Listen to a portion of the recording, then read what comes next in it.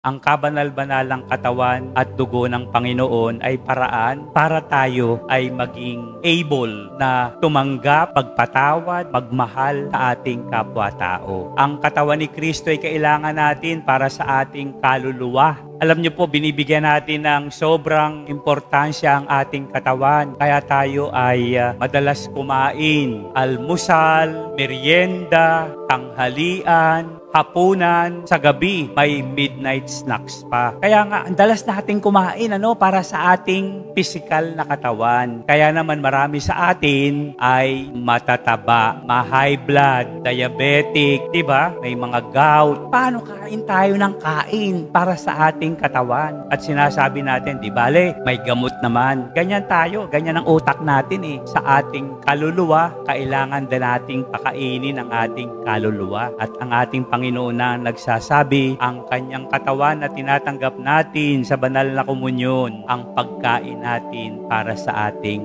kaluluwa. Sinasabi nga ng isang santo, Holy Communion is the shortest way to heaven. Kaya po mga kapatid, bigyan natin ng pagpapahalaga ang banal na katawan ni Kristo para sa ating espiritual na pangangailangan.